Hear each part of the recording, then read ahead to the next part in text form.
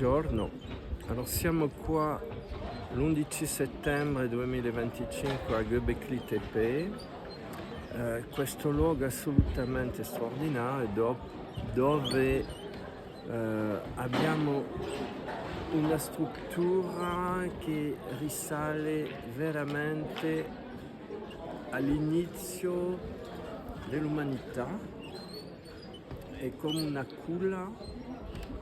E la cosa straordinaria in questo sito è che non ci sono una ossa, non si è trovato niente di alimentazione, perciò non era un luogo dove si viveva, era un luogo dove si pregava. La parola pregava può avere tanti significati. Allora, che cosa poteva essere pregare in questi tempi? In questi tempi pregare significava stare collegato ai mondi delle nostre origini. Se pensiamo che questo possa essere stato costruito dagli Anunnaki, che sono, secondo le croniche di Sumer, i creatori della specie umana, gli Anunnaki venivano di un altro pianeta che si chiama Nibiru, ma sono navigatori dello spazio. E capite che per un navigatore dello spazio è fondamentale mantenere il contatto con la sua origine, perché allontanarsi significa perdere la sua memoria, e perdere la sua memoria significa perdere la possibilità di tornare, significa abbassare completamente il suo livello di coscienza, e perciò c'è una necessità assoluta mantenere il collegamento, perché tutto questo spazio percorso rappresenta un allontanamento della fonte. Allora, per me questo è una struttura che ha per scopo di mettere a posto tutta una struttura dove uno viene a recuperare il contatto con la fonte, e recuperando questo contatto con la fonte mantenere la sua coscienza divina e poter così continuare a essere considerato come una divinità dalle creature create ulteriormente, che sono i poveri umani, su quale c'è molto da dire. No.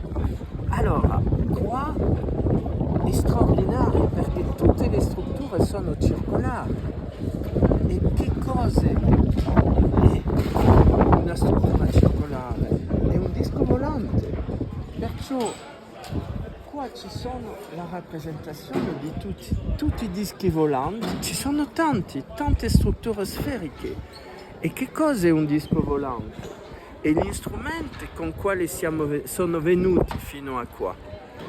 E perciò straordinariamente hanno costruito delle strutture rappresentando i loro disco volanti, che più tardi saranno chiamate Merkaba dalla civiltà egiziana, e grazie a quale fanno dei rituali per ricollegarsi alla loro fonte e mantenere il loro livello di coscienza, il loro livello energetico.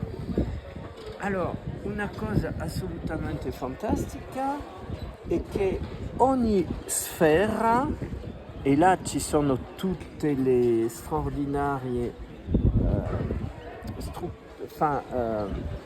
attivazioni energetiche che possiamo fare tuttora per elevare il nostro livello di coscienza e progressivamente recuperare la nostra essenza divina.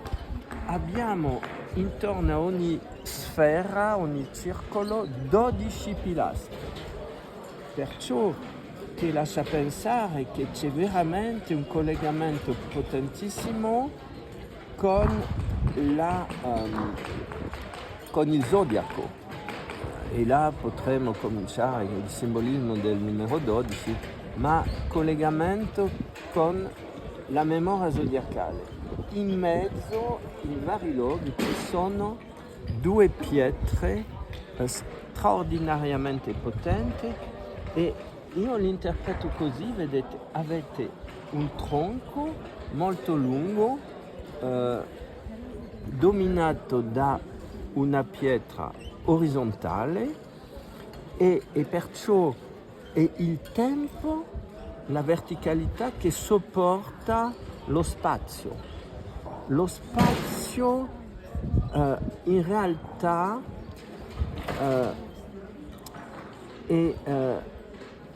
è sostenuto dal tempo e questo, capite, è fondamentale perché loro che hanno viaggiato nello spazio hanno bisogno di mantenere il loro contatto con le loro origini, perciò il tempo è l'elemento dominante per mantenere la loro coscienza divina. In mezzo c'è, e ritroviamo il due, le due forze duali che in realtà è una chiave della coscienza e in mezzo c'è una struttura che rappresenta l'unità e perciò per me questa struttura ci dice come lavorare per unire i due grandi pilastri, portare tutto nel centro e trasmutare la dualità in unità. Davanti, per esempio, in questo tempio c'è una niccia che lascia pensare che c'è il sumo sacerdote o che c'era, non so, un trono che, dove quello che dirigeva l'operazione mistica di utilizzare la struttura sferica per elevare l'energia. E anche qua c'è un segreto totalmente straordinario, che l'energia deve essere controrotativa, ma può essere controrotativa solamente basato su una struttura sferica e perciò c'era questa attivazione che trasformava questo circolo in un vortice.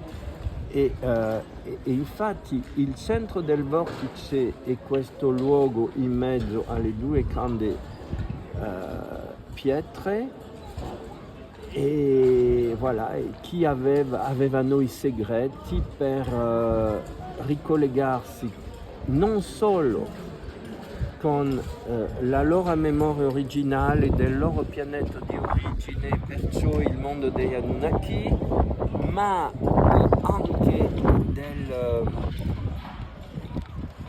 della stella Sirio che gioca un ruolo fondamentale perché la stella Sirio in un certo modo è quella che controlla il nostro zodiaco e che sarebbe il sole nascosto dietro il sole di questo sistema solare. E al di là abbiamo un'altra fonte straordinaria che è la potenza di coscienza che copra tutto, che è Orione. Ci sarebbe molto da dire, poi abbiamo la rappresentazione dopo nelle tre piramidi che troviamo in Egitto e che sono la rappresentazione delle tre stelle del cinturone centrale della costellazione di Orione. Non è straordinario questo? Yeah!